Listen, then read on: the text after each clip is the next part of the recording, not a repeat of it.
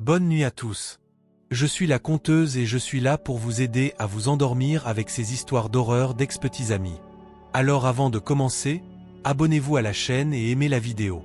J'aimerais savoir d'où vous venez et à quelle heure vous regardez cette vidéo, alors n'hésitez pas à le faire dans les commentaires. Quand vous serez prêts, installez-vous confortablement et détendez-vous. Bonjour, je m'appelle Jeffrey et cela m'est arrivé un soir après une nuit de travail. Je rentrais chez moi et j'ai soudain eu une envie irrésistible d'aller aux toilettes, mais la douleur était assez intense. Je conduisais sur une route plutôt calme, sans une seule voiture à des kilomètres à la ronde. Je me suis donc dit que ce ne serait pas si mal de m'arrêter un instant pour uriner dans les bois sur le bord de la route. J'ai donc allumé mes feux de détresse au cas où un policier ou quelqu'un d'autre passerait. Après m'être soulagé, je suis retourné à ma voiture et j'ai essayé de la démarrer, mais rien n'y a fait. Tout ce que j'entendais, c'était ce bruit horrible de batterie qui se déchargeait, comme si la voiture refusait de démarrer. J'ai essayé au moins 5 fois sans succès, jusqu'à ce que je dise « ça suffit ». Je préférais ne pas vider complètement la batterie. J'ai donc laissé les feux de détresse allumés et je suis sorti pour être prêt au cas où quelqu'un s'approcherait et pourrait signaler mon intention d'appeler à l'aide. Et juste au moment où j'étais là, j'ai soudain vu une voiture arriver dans la même rue. Heureusement, j'étais si alerte qu'il ne m'a pas fallu 2 secondes pour faire signe de la main. La voiture a ralenti et s'est arrêtée juste à côté de moi. Alors que je m'approchais, les 2 portes avant se sont ouvertes et 2 hommes relativement imposants en sont sortis. Je suis resté figé, car dès leur sortie, quelque chose en moi s'est activé, comme si mon instinct me disait que quelque chose clochait. Cependant, j'ai essayé de garder mon calme et de chasser ces pensées négatives. La première chose que j'ai faite a été de les remercier d'être passés, et sans perdre de temps, de leur demander s'ils avaient des câbles de démarrage. Ils se sont regardés, puis se sont retournés. Et celui qui semblait être le chef a demandé « Vous avez des ennuis ?» Je lui ai répondu que oui, que ma batterie était morte et que je ne pouvais pas démarrer. Il m'a dit d'attendre un peu et d'appeler un de ses amis pour m'aider. Honnêtement, je ne savais pas quoi penser à ce moment-là. L'ambiance générale ne me convenait toujours pas. Ces hommes me donnaient l'impression d'être des gangsters. Le type a sorti son téléphone et est retourné à sa voiture, qui était derrière la mienne, et j'ai fait de même. Je suis aussi retourné à ma voiture en attendant.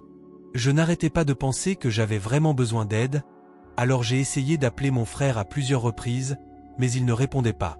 Il était déjà minuit passé, et je l'avais probablement réveillé avec mon appel.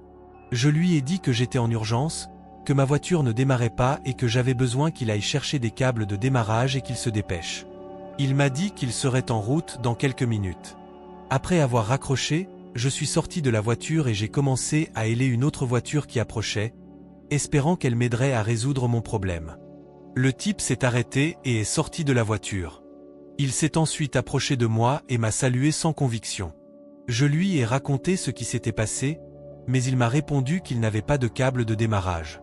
Je l'ai donc simplement remercié de s'être arrêté et il a continué son chemin.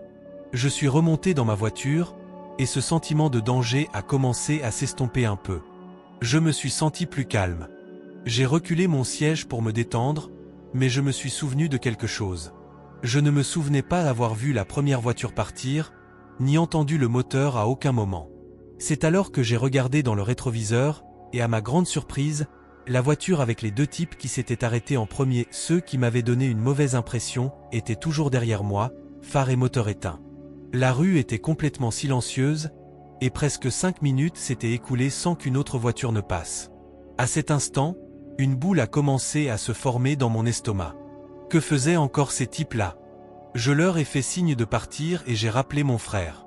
Lorsqu'il a décroché, il m'a dit qu'il venait de monter dans la voiture. Je lui ai demandé de venir vite et de se protéger au cas où, car quelque chose me disait qu'il pourrait avoir des ennuis. Il m'a dit qu'il avait une batte de baseball sur le siège arrière, comme toujours, prêt à tout. Je veux dire, la maison n'était pas loin, à peine 10 minutes, et il accélérait sans relâche. Quelques minutes plus tard, d'autres lumières ont commencé à apparaître sur la route au loin. C'était une voiture qui arrivait à toute vitesse, et quand elle a ralenti et s'est arrêtée derrière la mienne, je me suis dit, mon frère est enfin là.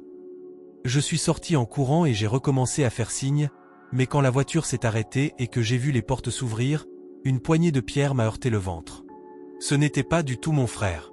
Soudain, Le type de la première voiture est sorti et a fait signe aux 3 autres qui étaient sortis de l'autre. Ils semblaient être ses amis, ce qui m'a rendu encore plus nerveux. Il leur a dit quelque chose à voix basse, et soudain, ils se sont tous approchés lentement de ma voiture, riant et parlant à voix basse, comme s'ils préparaient quelque chose. Mais aucun d'eux n'avait de câble de démarrage ni d'outil de mécanicien à la main.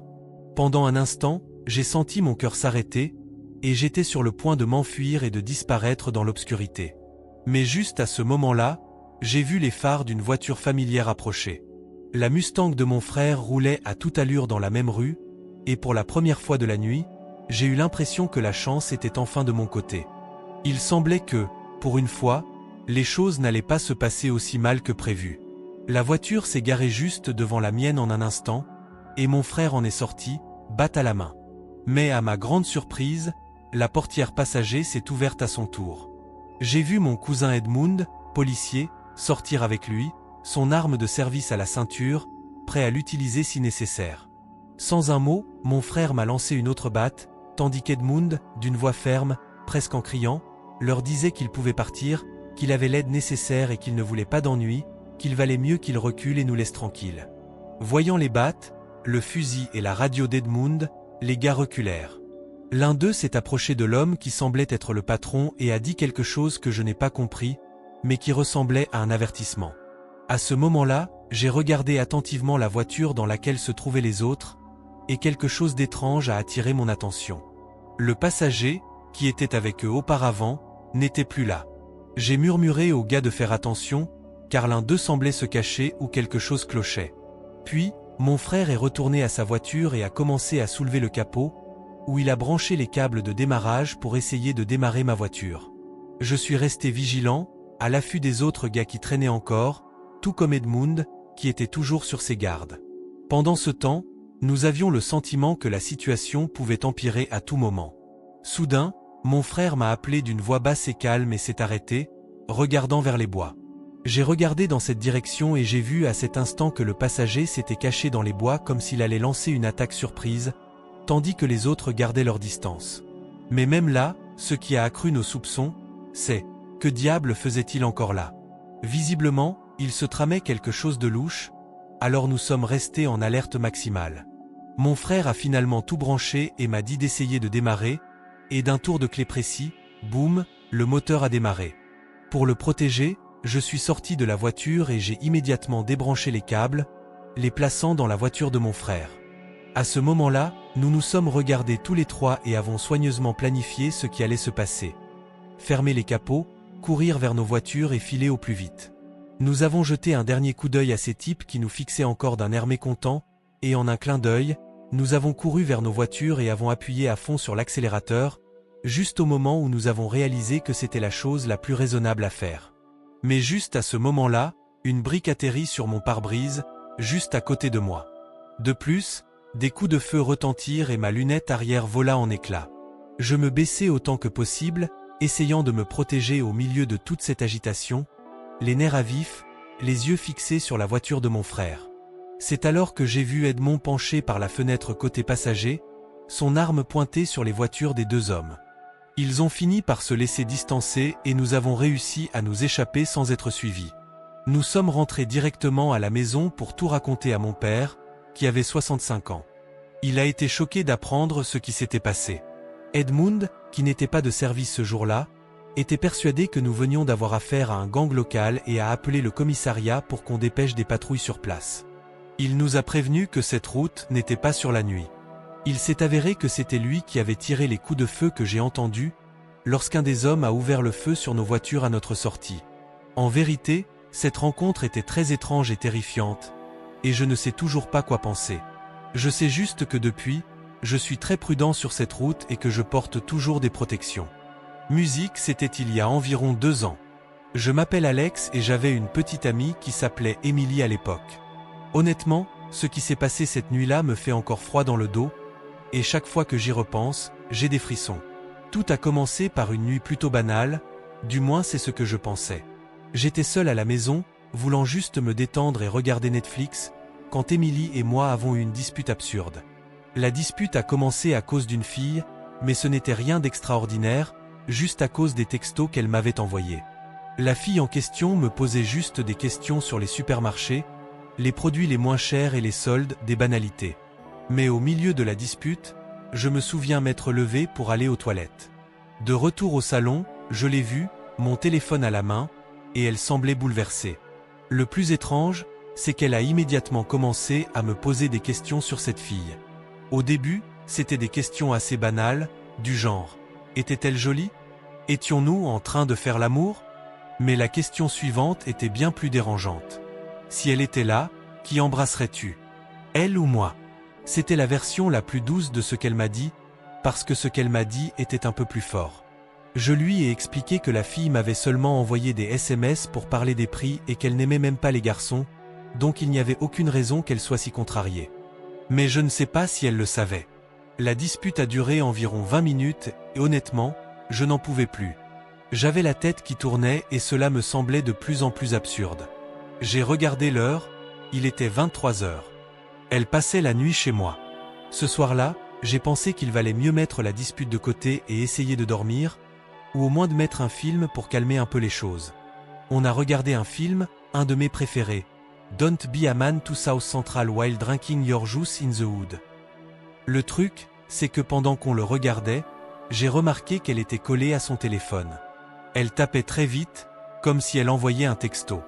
Et chaque fois que j'essayais de vérifier ce que je regardais ou écrivais, elle rangeait rapidement son téléphone et me tournait le dos, comme si elle ne voulait pas que je voie ce qu'elle faisait. On a continué comme ça jusqu'à ce que j'entende frapper à la porte. Je suis resté silencieux, me demandant qui cela pouvait bien être à cette heure-là. J'ai regardé l'horloge, il était déjà 7 heures. Ma mère dormait dans sa chambre, donc ça ne pouvait pas être elle. Ça ne pouvait être que quelqu'un d'autre. Mais je n'allais pas ouvrir sans savoir qui c'était. Quand j'ai entendu la sonnette retentir à nouveau, je me suis levé et je me suis approché de la porte. Avant de l'ouvrir, j'ai essayé d'écouter si quelqu'un disait quelque chose, et à ma grande surprise, j'ai entendu des murmures, comme si quelqu'un était au téléphone ou parlait à quelqu'un d'autre. Je n'y ai pas prêté beaucoup d'attention, et arrivé enfin à la porte, j'ai regardé par le judas. Là, j'ai vu un homme presque entièrement vêtu de noir.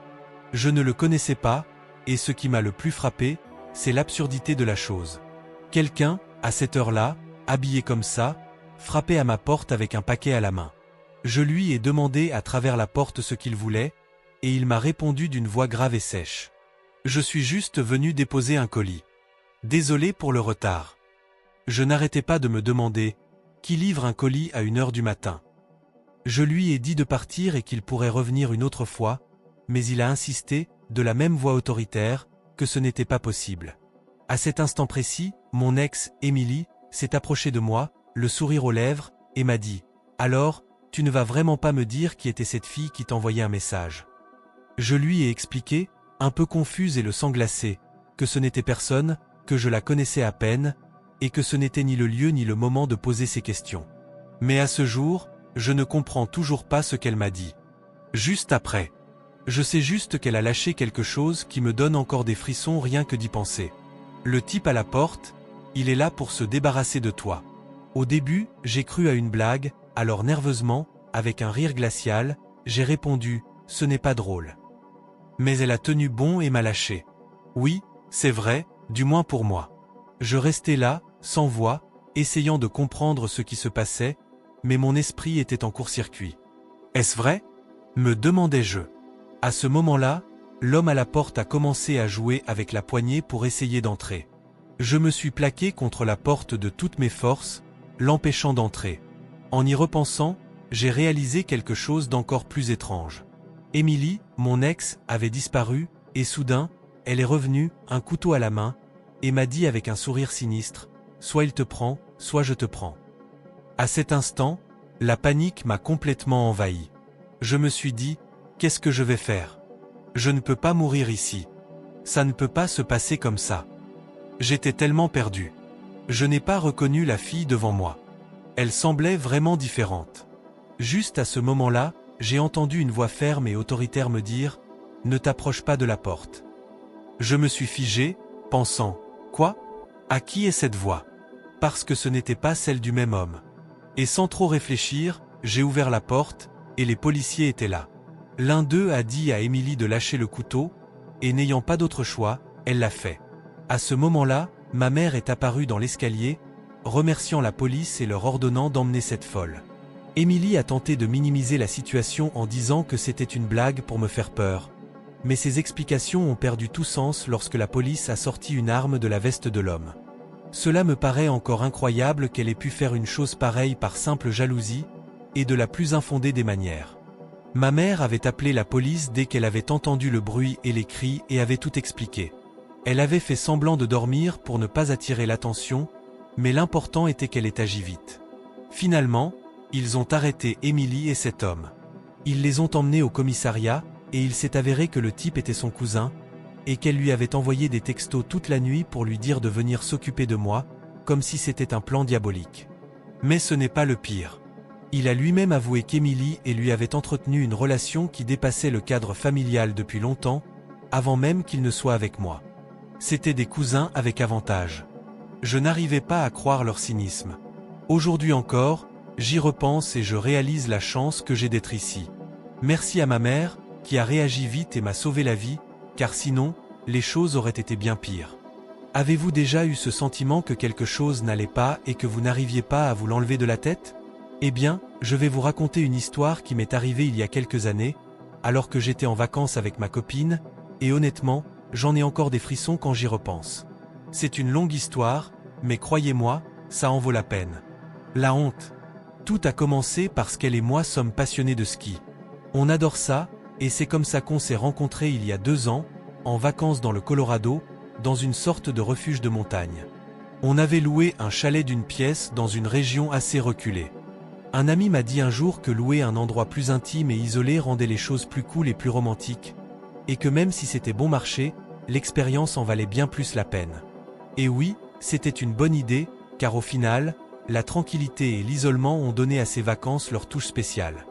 Nous avons atterri à l'aéroport et avons immédiatement envoyé un message à une agence de location de voitures.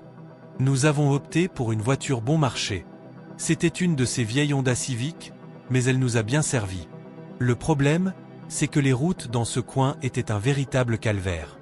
La plupart étaient couvertes de boue, le genre de boue qui nous emprisonne à chaque virage. La majeure partie du voyage s'est déroulée ainsi, avec des montées et des descentes sur des chemins de terre et de boue, jusqu'à ce que nous nous écartions de la route principale pour emprunter un sentier plus boisé et plus isolé. L'idée était que le chalet soit situé dans un endroit encore plus isolé, mais pas au point d'être difficile d'accès. Nous avons finalement atteint notre destination. La cabane était isolée au milieu de nulle part, entourée d'arbres et de silence. Et bien qu'elle fût très belle et confortable, elle était nettement plus isolée que prévu. Cependant, il y avait une ville à proximité. Le propriétaire avait laissé la clé dans une boîte aux lettres, donc c'était simple. Quand nous sommes enfin entrés, l'atmosphère était étrange, mais agréable. Je sentais le bois brûler. C'est exactement ce que je voulais dire quand je disais que ça sentait la cabane en rondin. Ce parfum rustique et chaleureux. Ce n'était pas immense, mais il y en avait juste assez. Une chambre, une salle de bain, un salon avec une télévision et un canapé, et une petite cuisine. Honnêtement, pour le prix, je ne pouvais pas demander mieux. De plus, nous étions juste là pour skier. Nous ne cherchions donc rien de spécial.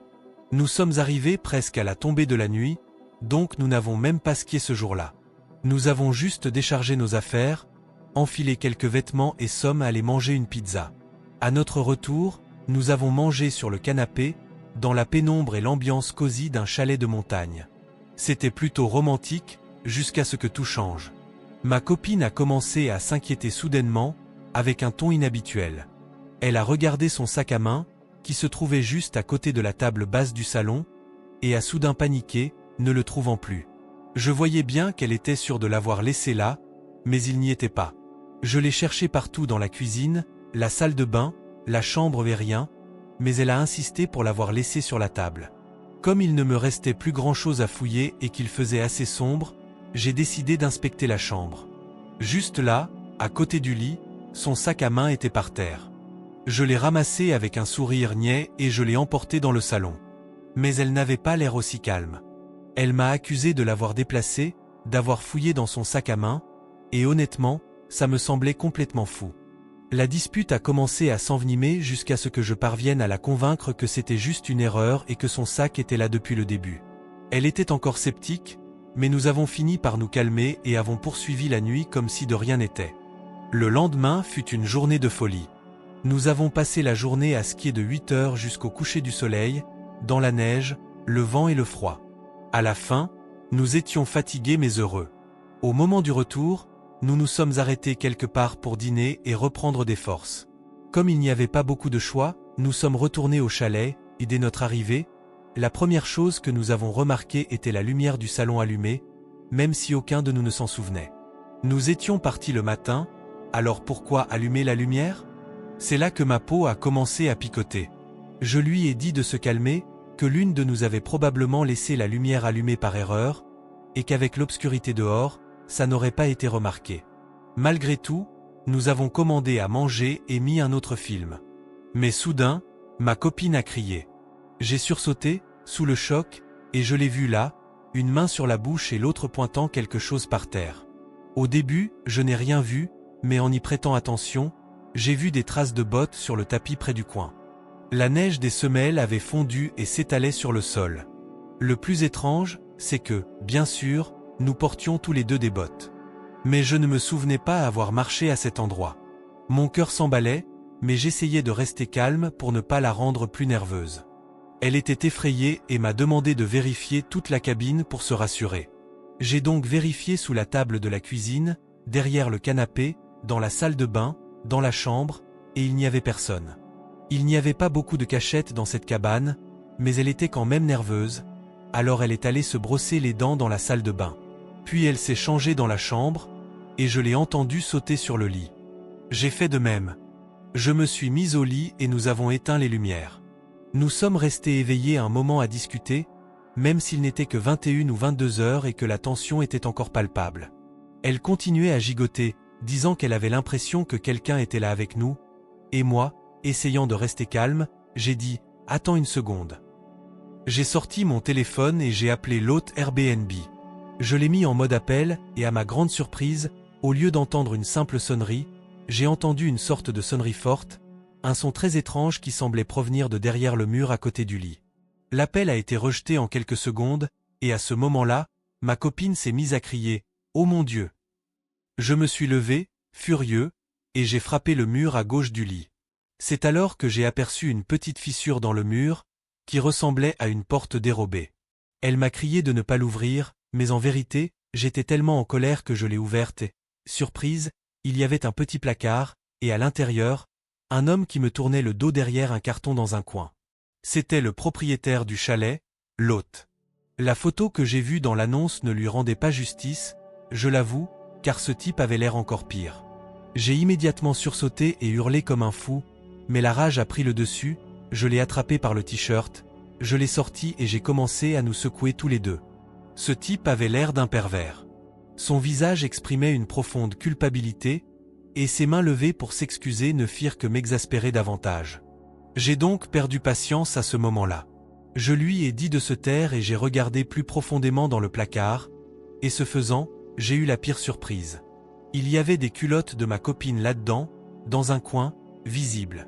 À cet instant, je me suis retourné pour le regarder, sans pouvoir m'arrêter. Je lui ai donné un coup de poing dans l'œil de toutes mes forces, et le pauvre bougre s'est mis à pleurer.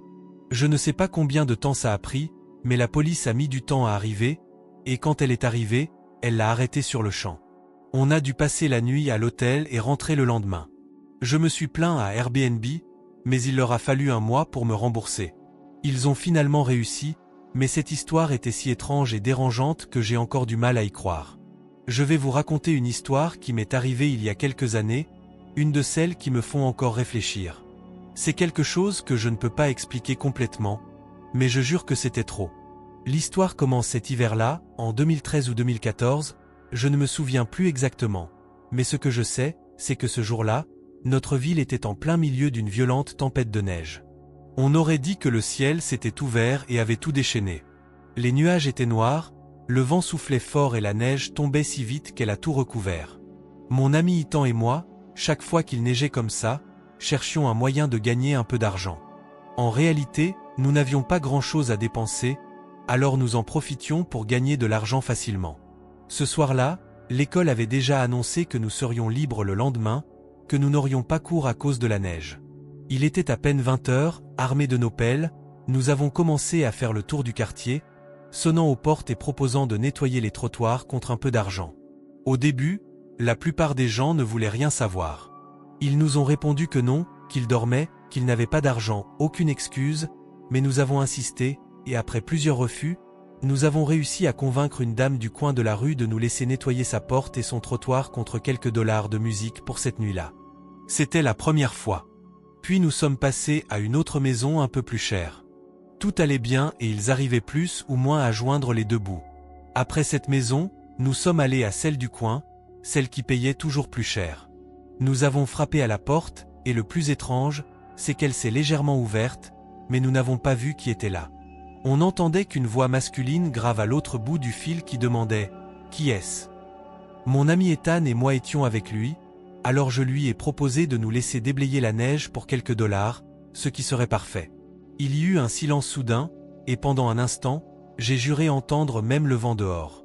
Mais cette voix reprit la parole, et d'un ton qui semblait légèrement nerveux, elle dit « Oh, oui, d'accord.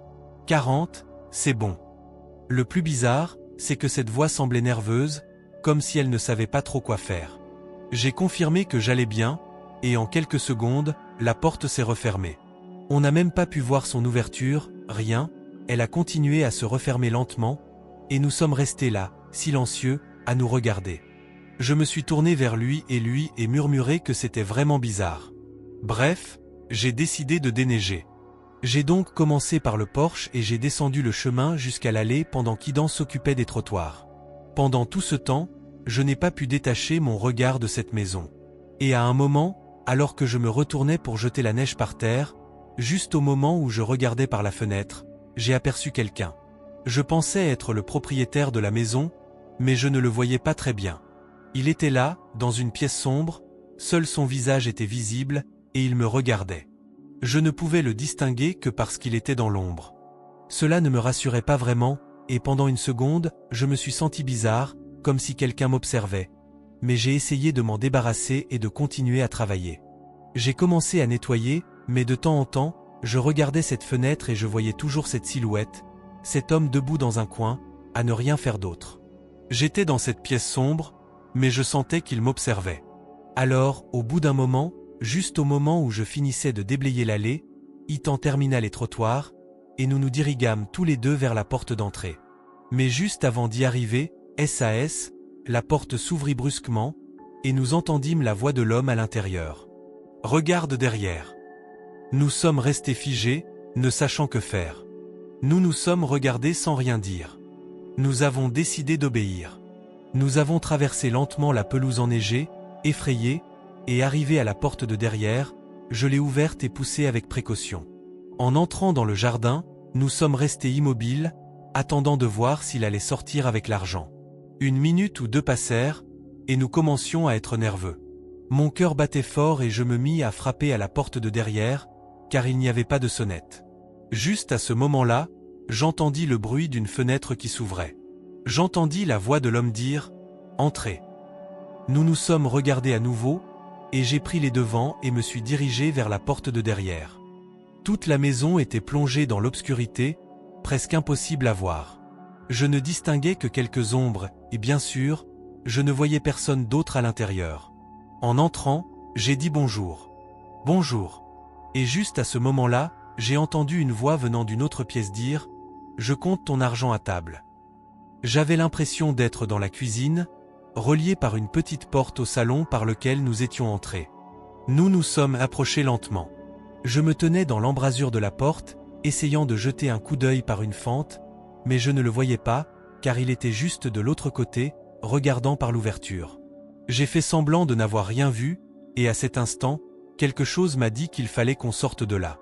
J'ai fait signe à Ethan et il a accepté. J'ai donc inventé une excuse, genre « Je crois qu'on a oublié quelque chose dehors ». En quittant la maison, nous n'avons rien dit, nous avons juste repris nos pelles, sans rien ajouter, et nous sommes partis en courant aussi vite que possible.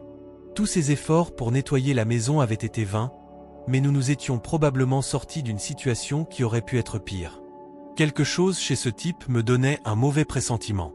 Nous sommes retournés dans mon jardin, avons rangé les pelles et sommes rentrés nous réchauffer un moment. Nous étions tous les deux un peu contrariés, mais nous sommes restés silencieux jusqu'à ce qu'Yann parte et sorte à l'arrière pour aller chercher une autre pelle. À son retour, inquiet, il m'a appelé pour que je le rejoigne. Ethan m'a dit qu'il y avait des traces de pas fraîches et très visibles dans la neige, ce qui m'a laissé sans voix. Le pire, c'est que ces traces provenaient de la porte-fenêtre, traversaient toute la maison et se terminaient par un abri dans un coin du jardin. Aucun doute, quelqu'un était passé par là. Et à ce moment-là, nous avons réalisé qu'il se passait quelque chose d'étrange. Nous nous sommes précipités pour prévenir ma mère, car nous habitons un quartier très pauvre et très insécurisé. Elle a immédiatement compris le danger et a appelé la police. La police est arrivée assez rapidement, compte tenu du mauvais état des routes causé par la tempête. Ils sont allés directement au hangar, et à notre grande surprise, ils ont sorti un homme. Il était emmitouflé dans un manteau et semblait ne pas avoir dormi depuis des jours. Quand j'ai entendu sa voix, je n'ai eu aucun doute. C'était le même type que tout à l'heure, celui de la maison du coin qui n'était jamais venu. La police a déclaré plus tard que cet homme avait avoué avoir eu l'intention de s'introduire chez nous pendant que nous dormions tous. Mais que voulait-il vraiment faire? Il ne nous l'a jamais dit. Honnêtement, le pire, c'est que lorsqu'ils l'ont interrogé, il a admis qu'il était vraiment à court de drogue, qu'il voulait juste entrer, mais il n'a jamais expliqué pourquoi. Et c'était ça le pire, car si nous n'avions pas fui, qui sait ce qu'il aurait fait d'autre ou ce qui nous serait arrivé dans cette cuisine.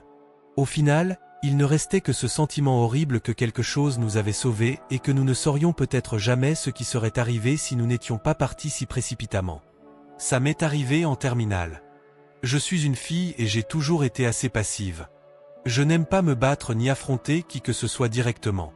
Je n'ai jamais été du genre à rejeter ou à juger ouvertement qui que ce soit, et je suis aussi assez ouverte d'esprit, donc je me laisse généralement porter sans trop faire d'histoire. L'école a commencé en septembre, et pendant mon cours de biologie marine, j'ai remarqué un garçon qui me fixait sans cesse. Je lui ai répondu par un sourire timide, comme pour lui faire comprendre que je l'avais remarqué, puis j'ai repris mes devoirs. Je n'y ai pas vraiment prêté attention sur le moment, même s'il a continué à me fixer pendant quelques semaines encore. Il était très mince, grand, avec des cheveux châtains foncés et des yeux si sombres qu'ils semblaient noirs, comme un puits noir. Son visage était vide, à part ses yeux exorbités. Un jour, il a décidé de me saluer. Je lui ai répondu « Bonjour » et il s'est présenté comme Aaron. Je lui ai dit mon nom, mais il m'a répondu qu'il le connaissait déjà. Cela m'a un peu surpris, non pas parce que c'était inhabituel, mais parce qu'il m'avait vu écrire mon nom sur un bout de papier ce jour-là. Ce qui a retenu mon attention, c'est son expression froide et impassible lorsqu'il a dit qu'il connaissait déjà mon nom. J'ai ri et j'ai répondu « D'accord, d'accord ». Alors que je commençais à ranger mes affaires dans mon sac à dos, car la cloche allait sonner dans quelques secondes, nous n'avions que quelques amis avec qui nous mangions habituellement à la même table. Nous étions plutôt silencieux la plupart du temps et parlions à peine, nous lisions simplement en mangeant. Comme d'habitude, je ne regardais pas beaucoup autour de moi dans la salle à manger, car j'avais la tête dans mon livre. Mais ce jour-là, mon amie a terminé son roman, et comme elle n'avait pas encore fini le mien, j'ai décidé de le ranger et de commencer à discuter. Dès que j'ai levé les yeux, la première chose que j'ai remarquée, c'était Aaron qui nous observait depuis les tables de la terrasse. Il n'avait jamais semblé gêné ni gêné qu'on le remarque. J'ai fait remarquer cela à mon amie et lui et raconté ce qu'il avait fait avec moi en cours, et elle a été choquée. Elle a trouvé ça assez flippant, mais je me suis dit que c'était peut-être juste un type maladroit en société, rien de plus. Plus tard dans la journée, je suis arrivé un peu en avance au cours de biologie marine. Il n'y avait qu'Aaron, une autre fille et moi. J'étais assise là. J'étais gêné de lui adresser ce sourire en coin. Pour me faciliter la tâche, j'ai ressorti mon livre et j'ai commencé à lire. Mes mains étaient sur ma bouche, et Aaron me fixait toujours de loin. La première fois, c'était peut-être juste par curiosité, mais cette fois, c'était bizarre, car on avait l'impression d'être tous les deux là, au milieu de nulle part. Je l'ai regardé et j'ai légèrement haussé les sourcils, presque comme pour lui demander « Qu'est-ce qui ne va pas, mentalement ?» Il m'a regardé lentement de haut en bas, puis m'a demandé si tout allait bien. Je lui ai répondu que oui, que j'étais juste perdu dans mes pensées, et c'était tout. Je me suis dit Oh, ce n'est rien. Mais le lendemain, en arrivant en cours, j'ai trouvé un bout de papier sur mon bureau avec mon nom complet clairement écrit dessus. Je l'ai ouvert et ce qu'il disait m'a complètement choqué. C'était quelque chose comme « Je me demande à quoi ressemblerait ta peau avec un tuyau en PVC coincé dedans ». Je n'arrivais pas à y croire. J'ai regardé autour de moi, pensant que c'était peut-être Aaron qui m'avait mis ça, mais je ne l'ai vu nulle part. Pourtant, quelque chose en moi savait que c'était lui. Sans l'ombre d'un doute. Un frisson me parcourut l'échine. C'était un moment vraiment horrible, et je ne voulais pas que quelqu'un d'autre voie ce mot. Alors je l'ai simplement jeté sans prévenir personne. En fin de journée, comme d'habitude, je me suis dirigé vers l'arrêt de bus, mais cette fois, en levant les yeux, j'ai vu Aaron appuyé contre l'un des piliers, son sac à dos sur l'épaule. Et juste en regardant, j'ai remarqué quelque chose qui m'a fait frissonner intérieurement. Un tuyau en PVC blanc dépassait du haut de son sac à dos à travers les fermetures éclairs. Je me suis figé, le cœur battant la chamade, mais j'ai essayé de garder mon sang-froid et de ne pas montrer que je l'avais remarqué. Cependant, il était évident qu'elle m'avait vu lire le mot, et elle savait que je l'avais vu aussi, car elle me surveillait. Le lendemain matin, j'ai décidé de faire quelque chose. Je suis allé voir la conseillère d'orientation et j'ai demandé à être transféré dans une autre classe. Même si c'était un peu tard dans l'année, avec plus d'un mois et demi de cours déjà commencés, elle était réticente, car il était difficile de changer de classe en plein milieu de l'année scolaire. Heureusement, grâce à mon bon dossier scolaire et à mon bon comportement, nous avons réussi à obtenir mon transfert. J'avais l'impression que c'était une de ces choses que je ne pouvais plus supporter. À partir de ce moment-là, j'ai évité ce garçon comme la peste. Il n'arrêtait pas de me fixer pendant le déjeuner, et une fois, à mon insu, il m'a même prise en photo dans la voie réservée au bus, ce qui est contraire au règlement de l'école. J'ai aussi acheté du gaz lacrymogène au cas où, pour l'utiliser à l'arrêt de bus. Et je n'ai vraiment aucune idée de ce qui s'est passé ensuite, car en terminale, Aaron a tout simplement disparu du lycée. Je ne sais pas si je veux savoir comment il a fini ou où il est maintenant. Je sais juste que je veux qu'il soit loin de moi pour toujours. Mon meilleur ami Jason et moi, tous les deux âgés de 22 ans, venons de partir en voyage de 3 mois en Europe. Nous avons vécu beaucoup de situations étranges, mais celle-ci était la plus folle. Après avoir quitté l'auberge où nous logions, nous avons décidé de nous rendre tôt à la gare internationale pour attendre notre train de nuit. Le problème, c'est que nous avons dû faire quelques correspondances, car la gare où nous logions était assez isolée. Il n'y avait que quelques routes et une station-service à proximité, rien d'autre. L'idée était d'arriver à temps aux gares ou à l'aéroport pour acheter des billets et ne pas risquer de rater notre train. De plus, nous n'aimons pas trimballer nos valises pendant des heures. Nous avons passé 5 heures à attendre à cette gare, assis sur un banc, certains d'entre nous sur nos téléphones à regarder ce qui se passait. Environ 1 heure après notre arrivée, un policier s'est soudainement approché de nous et nous a demandé ce que nous faisions. Je lui ai dit que nous attendions notre train de nuit, et il a demandé à voir nos billets. Je lui ai dit que nous ne les avions pas encore, juste nos passes ferroviaires. Il les a regardés et nous a dit que nous devions encore acheter des billets, mais j'ai pensé qu'il faisait peut-être référence aux réservations, car certains trains exigent ce supplément. Bien que j'avais déjà vérifié et que le train que nous prenions ne nécessitait pas de réservation, il m'a demandé de le suivre au guichet. Nous avons donc récupéré nos bagages et l'avons suivi. À notre arrivée, il a dit au guichet que nous voulions acheter 2 billets pour Varsovie. Je lui ai réexpliqué que nous n'avions pas besoin de billets, que notre destination finale était Budapest et que nous n'avions que les passes, mais il a insisté pour que nous les achetions. La femme au guichet regarde nos laissez-passer et finit par imprimer une sorte de tableau d'attribution de sièges, ce qui semble calmer l'agent. Elle nous dit ensuite que nous devons attendre dans une autre salle car nous prenons un train de nuit. On nous conduit alors dans une sorte de pièce fermée avec des chaises et on nous demande d'y rester. Elle part, et nous restons assis là, pensant que l'interaction était terminée. Honnêtement, être dans un pays étranger et se faire crier dessus par un agent, c'est un peu effrayant. À ce moment-là, je me suis dit que si on continuait comme ça, on risquait de se retrouver coincé quelque part, peut-être même en Turquie, je ne sais pas.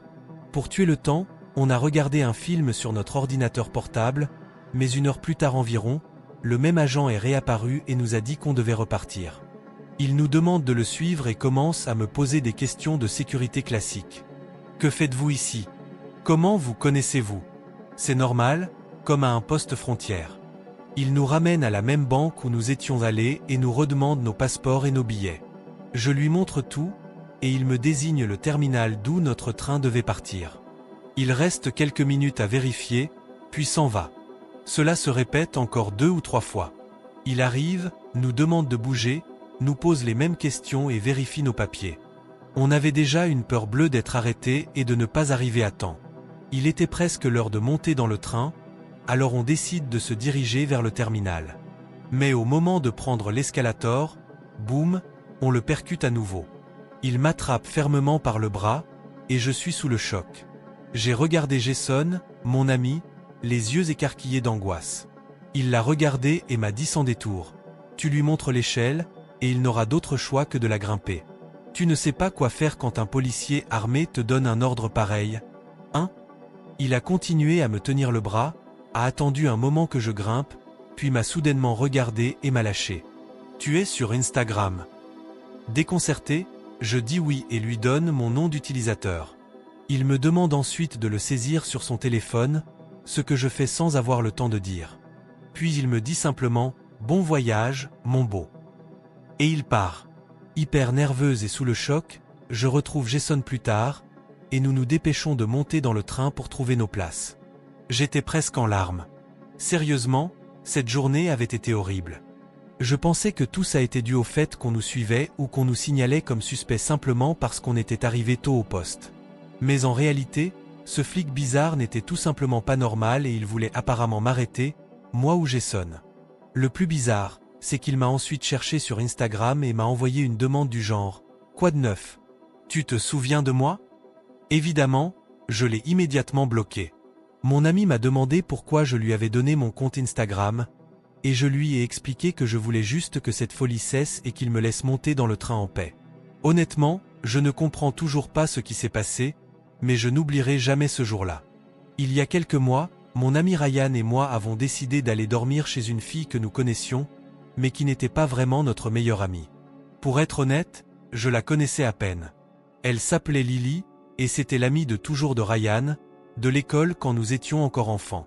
Lily a toujours été une fille étrange, très calme et réservée, comme si elle avait son propre monde, incompréhensible pour tous. Ses parents sont partis ce soir-là et nous ont laissés seuls chez eux. Nous avons donc pu enfiler nos pyjamas et rester tranquillement là, essayant d'inventer des histoires effrayantes pour nous faire peur. Le problème, c'est qu'on n'avait pas vraiment beaucoup d'histoires effrayantes en tête, et celles qu'on avait étaient plutôt fades ou ennuyeuses. Alors, après quelques minutes passées à faire des blagues et à raconter des histoires qu'on connaissait déjà, Lily s'est soudain illuminée et a dit « Attends, j'ai mieux ».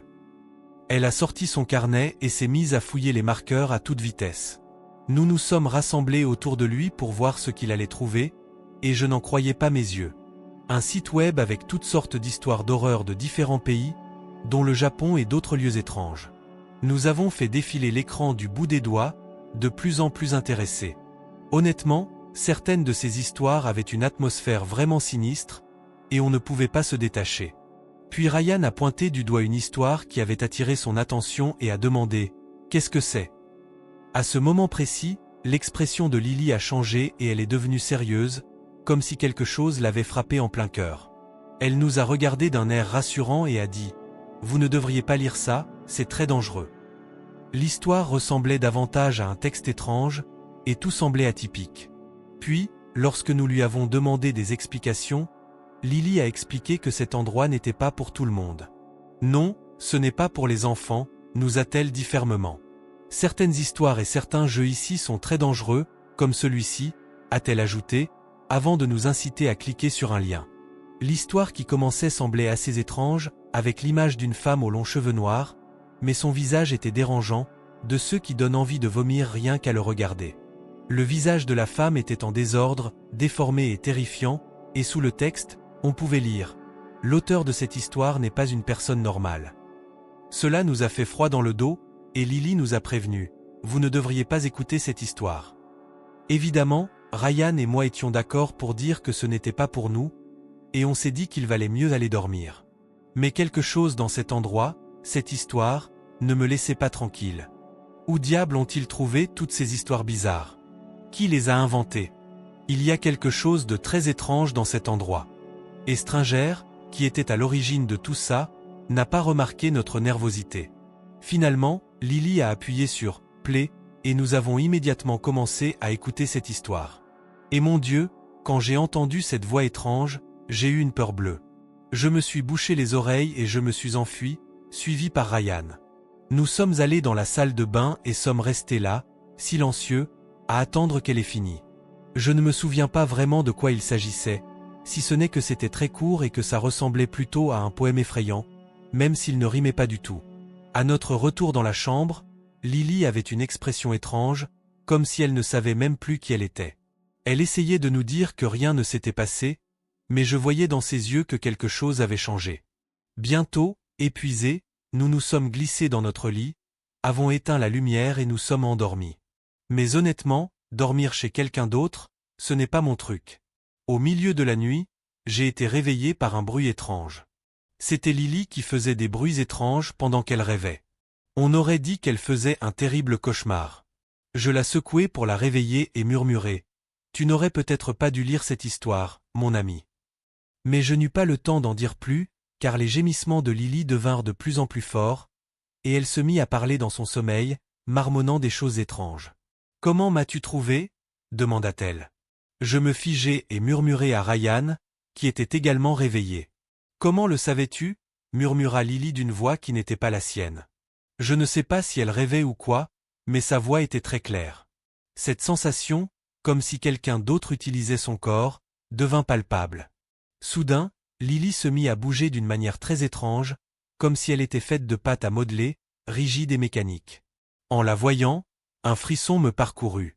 La fille, dos à moi, ses longs cheveux noirs lui masquant le visage, commença à se retourner lentement.